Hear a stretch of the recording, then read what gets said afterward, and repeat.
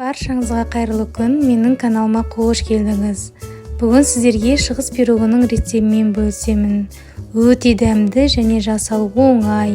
Міндетті түрде видеоны соңына дейін қараңыз. Каналға тіркеліп, видеомен бөлісіп қойды ұмытпаңыз. Рахмет. Пирогтың қамырын жасау үшін бізге қажет ингредиенттер: ұн, сары май, қопсытқыш, қант және бір жұмыртқа. Барлық ингредиенттерді видеоның астына жазып қоямын. Алдымен құрғақ ингредиенттерді жақсылап араластырып аламыз. Яғни ұнды, қантты, қопсытқышты араластырамыз. Енді жұмыртқа мен сары майды салып біріктіреміз.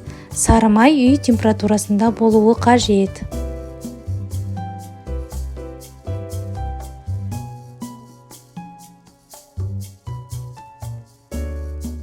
Енді қамырымызды форманың ішіне жаямыз. Мендегі форманың диаметрі 22 см. 26 см-ге дейінгі форманы қолдансаңыздар болады. Сосын қамырымызды 15 минутқа тоңазытқышқа қоямыз. Пирогтың салмасын дайындаймыз. Ол үшін бізге жаңғақ, менде грек жаңғағы, кишмиш, мейіз, қоюландырылған сүт қажет болады. Видеода мен кишмиш пен грек жаңғағын өте көп қосып қойдым.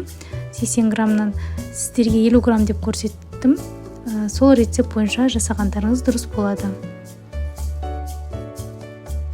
Жаңғақ пен жемістерді салып алып, үстінен қоюландырған сүтімізді құямыз. Силикон күрекшенің көмегімен бетін тегістейміз.